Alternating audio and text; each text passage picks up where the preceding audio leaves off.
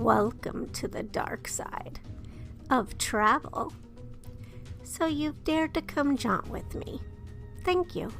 Let me introduce myself. I'm Courtney Mroch, ambassador of dark and paranormal tourism for Haunt Jaunts, a destination for restless spirits who dig hauntings, true crime, horror, Halloween, and weird days. I'll be your host and guide for this listening adventure. Looks like we've been cleared for takeoff, so buckle up, sit back, and enjoy the ride.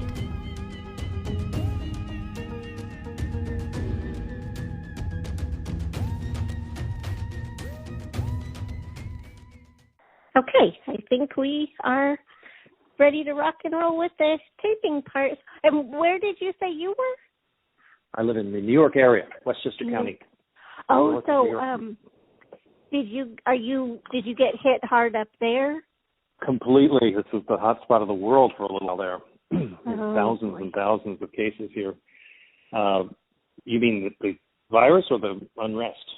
Yeah, well, I guess first the virus, and now are you having unrest also?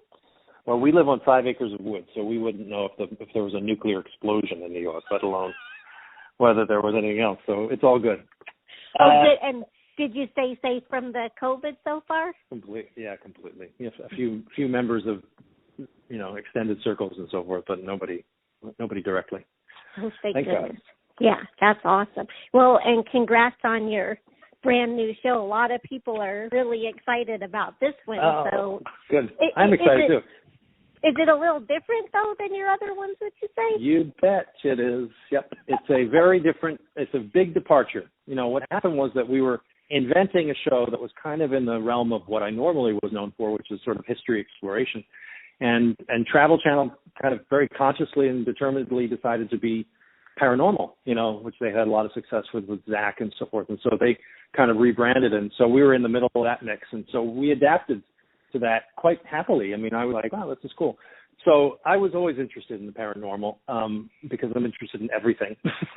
Oh. and I find it to be an interesting lens into a very sort of deep themes of society, which I won't bore you with. But rather than it just being shock and awe and scare and gotcha stuff from film, paranormal, alien, occult, curses, all that stuff is very deep stuff and very interesting sociologically and culturally to sort of approach areas in the world. So we kind of mapped out a global adventure that took me from Peru to eventually back to Central America, to Honduras. But in the meantime, I went to Bulgaria and England and Ireland and Scotland, all over the place in Eastern Europe, Budapest, you name it. It was a global adventure series, right before it became impossible to shoot something like this, which is an amazing irony or something like that, some, twist of fate. But as a result, you're watching this brand new global adventure series in the middle of coronavirus, which is extraordinary. It is. Yeah. We're still going to see stuff. I know, right? It's actually really a cool thing to be able to offer that up. And I hope it gives some sort of escapist pleasure to people who've been sitting at home too long, Yeah, I hope so too, because I was lucky I got to watch the screener of, is the vampire episode your first? It is. That's the premiere. That was a big time show. We were in Bulgaria for that, for most part. We also went over to Czech Republic, and you do a lot of driving in these kinds of shows and learn about a lot of different kind of things. It's a very mysterious part of the world. Very kind of determined to figure out what vampires really were, as opposed to this sort of accepted version that we've all grown up with, which is very much a Hollywood experience. I've done now 3 vampire shows. I've done 2 shows on Vlad the Impaler, and 1 show, this one, for Buried Worlds. And in each one of these, you end up full frontal with the fact that we have our own judgments of things that need to be re-educated. When we go to Eastern Europe, there's a whole different culture that has really birthed this idea of malevolence and evil being kind of personified in this entity, this humanoid entity. But it's not really human necessarily. It can be also a spiritual kind of realm.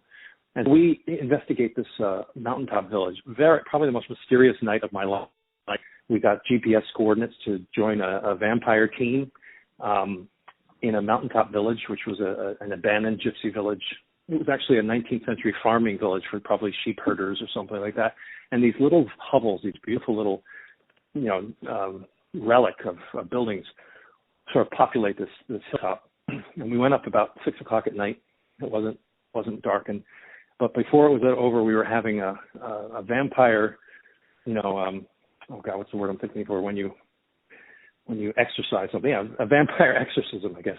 Oh yeah. In the basement, in the stable of one of those houses, which was a candle burning ritual that's on the show. That's really real. Like the guy really did it, and the epiphany that comes from that experience was true. And it was an extraordinary experience of learning about how these three guys were practicing their craft. One guy was a straight-on vampire hunter. He believed that we would find an entity out there, sort of walking, creature. Another guy was more of a spiritualist, and he was like, yeah, it's not really like that. It's more of a kind of spiritual energy thing. I forget what the other guy was, but they all had their different orientations on the whole practice. And so to go with them into this world was a fascinating experience. That the dickens out of me, quite honestly. Yeah, it looked a little freaky, like just it wasn't like, I don't know if you had said it. I want to say you did. You're like, well, this is like out of a horror movie. No, it was. It was really creepy. And I mean, you couldn't invent a set that was better for that, for horror student film. Oh, no way. And what was the growl? Did you ever guys figure out what that? Yeah, well, in that regard, no, was the answer to your question. But you get so much of the occult and the history of paranormal activity is trying to answer the great unknown, the questions of the great unknown, which is what is out there beyond. And for villagers in the 19th century and before, you were dealing with pre-science and how to answer questions like that without consulting the internet. And so mythology is born, and legend is born, and people associate things like wolves with werewolves, and they create whole mythologies around this sort of thing. So we were probably hearing a coyote or somebody's dog out there in the hinterland, but maybe we weren't. It was important for me as the host of this thing to open myself up to the great possibilities that I don't know what the hell I'm talking about, and really accepting that for a fact. And there are tons of people out there who embrace this fact that while we are equipped with a great scientific knowledge of the world, thanks to incredible work, for the last 200 years, 300 years, interesting that we're still so confused about what's beyond and what happens to us. Unless you're one who just shrugs and says you die and you go away, then you're left with questions of some sort of existential questions that challenge your version of the world. And so that's what we did. We went out there to learn and to meet all those kinds of people, and for me as the host to have an experience, 2 or 3 experiences that literally take the audience to that place with me. An outsider visiting another world and seeing, what happens, what is it? And in that regard, changing a perspective, or at least enhancing a perspective on this realm that I had so little experience at before. Yeah, that you took a whole, I think people will be shocked to learn a few things like, I think we just all take it for granted that Vlad the Impaler was basically the father of, the whole Dracula myths, but that's not true. There was something way before that. Oh, yeah. There was tons of stuff before that. And they have had those legends, just like any culture has, to explain, what happens to people when they're put in the ground or whatever. And Vlad was very much a historical figure who a profound, important person to history that has nothing to do with paranormal. But Bram Stoker liked his name. So he used it. Isn't that interesting? I mean, it's just so crazy. And the other thing that was neat in this episode, like when you talked about the 3 guys, do you pronounce it Sabonici? Sabonici, yes. Sabonici. Vampire hunters. Yeah, you were they had never allowed a film crew before, so you were the first there to do that. Then you went under the Buda Castle, and the guy was like, yeah, tourists don't come down here. So you're taking us to new things. Yeah. that's kind of the trademark of these shows, and of my hosting, that I get access to places that people can't do. Not necessarily for your interview, but something happened under that Buda Castle that was utterly sweet. So that guy, who's my guide down there, is probably in his 30s or so. I'm in my 50s. So I was doing Cities of the Underworld when that guy was a 10-year-old or something like that. Cities of the Underworld was on in 2006. So I didn't know, and he was such a classy guy who really knew his stuff. At the end of it, he says, "Well, now I can tell you we're done." And I said, "What?" He says, "I'm a historian because of what I watched you do on TV when I was young." And I said, it literally, tears came to my eyes. It was very, very sweet. And I had liked the guy anyway so much. And then to find out that I had something influential in his life in Hungary, never mind, somebody that I knew, it was really a remarkable testament to, what media can do and how it can affect people. And it was really, really sweet. Anyway, so that's what there. So. No, that's fantastic to hear. What a great compliment. That's it was really remarkable. Nice. I wonder if he too knew, Mr. Wildman's coming. I've got to be the one to give him the tour. Yeah, he did. He knew about it. He was a guide in town, and so he had been contacted by our people. It was coincidence. It wasn't like it was a plan, but it just so happened that he was able to do this. And when he heard it was me, he was like, "Oh my God, that's great!" So it was really fun. My gosh, that's huge. Yeah. And cool. The other thing, so I asked I just threw it out there for, people that happen to read whatever I write. Did they have any questions? And I had a couple of ladies that did, and one that they shared in common, one they shared in common, I guess, was they both really were curious about, how dangerous are these treks, and do you ever feel, filming any, do you feel any sense of danger? Are you pretty protected? Yeah, we went looking for it on this one, and we often do in terms of the physical adventure involved. Look, there's a lot of television. You got to offer people something that challenges the person. I do a kind of television that is a protagonist. I'm the guy that you vicariously experience it through. And so when we plan these shows, we do not take lightly the fact that this can't look like anything else. People are spending a lot of money to get us out there and doing these things, so we have to find things that are really edgy and very interesting. And if it's not a physical adventure, then it better be a scary adventure. And so definitely, there are caves that I go into in Peru that were really dangerous and really deep, and you're also trying not to damage things while you do it. You're in the company of great artifacts down below and stuff like that. So there's all sorts of things. But at one point in the Honduran experience, by the way, which just comes at the late part of this, I actually was shooting in a little crevice inside of a cave, and my experience is very interesting. This is pertinent to your question. I have two jobs. I'm down there to experience it live and have a first-person, protagonist experience, but I'm also trying to remember the information that I'm trying to meld with my experience. So I'm trying to do that at the time, because that's the stuff that always ends up in the show. And while I was doing that, I was talking back to the camera over my shoulder, and my legs were down this crevice. And when I turned around, a coral snake had crawled between my legs and over one of my shins, and I didn't realize it at first what it was. And then I realized, oh my God, it's a freaking coral snake. And that's one of the most dangerous snakes in the world. And so, needless to say, bolted out of that place. Oh my God. But, there's no sooner no sooner is the fear replaced by, it's good television.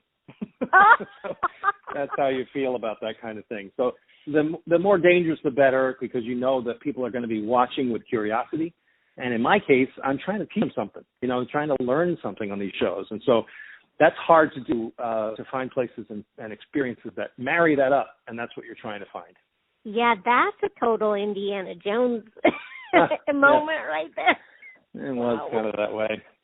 And no golden relic involved. When you say that, when we're talking about the danger, it reminded me of you're driving on the road. I forget if it was in still Budapest or Hungary, but that tiny little road, yeah. Yes. Where do you find other, are there scary other transportation things throughout the season? My wife loves that I do this for a living. You know, it's very interesting to hear about and watch her husband on set. She hates that I take these risky moves. You know, like she's constantly on me about life insurance and stuff like that because she just thinks I'm going to die every time I do a show. I forgot your question. I'm so sorry. What was it? Oh, if there were other scary roads or, you know, transportation you throughout the episodes of Buried World. Yeah, well, as we go, you know, Peru is full of stuff like that in terms of, we were in an area of Peru that was really off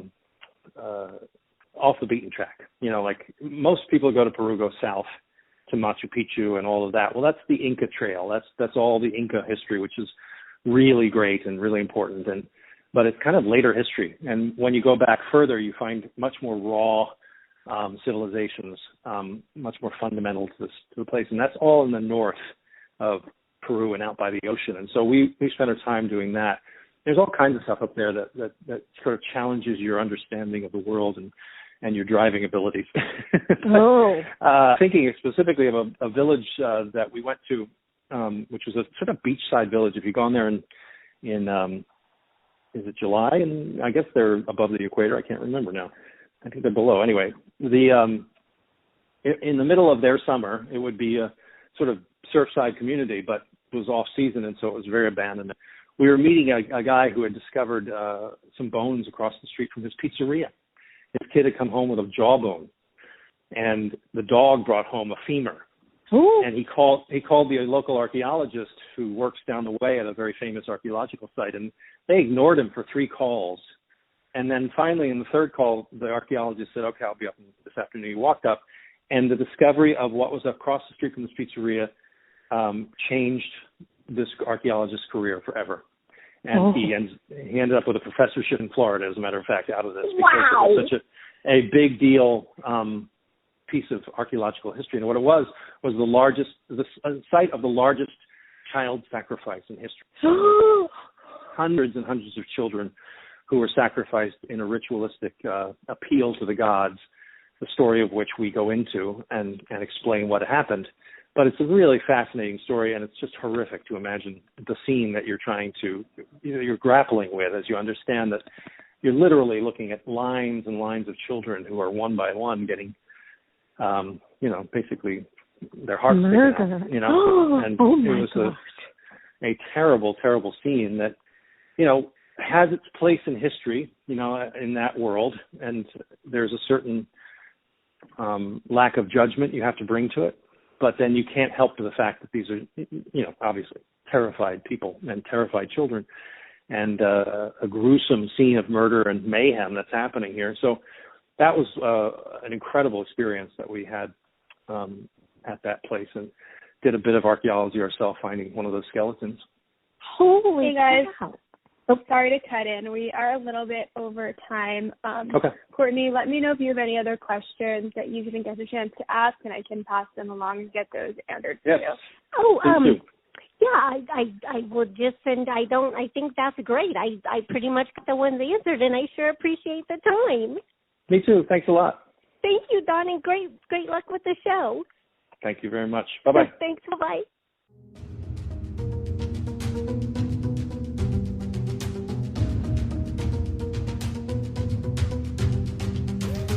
You've been listening to Haunt Jaunts, a podcast for restless spirits. My name is Courtney Mroch, and it's been my pleasure to be your host and guide for this journey. I snagged the music Phantom from Space from Kevin MacLeod at Incompetech. If you'd like to continue exploring beyond the podcast, jaunt with me online anytime at hauntjaunts.net. Or if you liked what you heard, be sure to subscribe to Haunt Jaunts wherever you get your podcasts from. You can also jaunt with me socially on Facebook, Instagram, YouTube, and Twitter. You'll find links to all of Haunt Jaunts' social media on the website, as well as a player on the podcast page with all of the episodes. Thank you so much for tuning in. Until our paths cross again, ciao for now.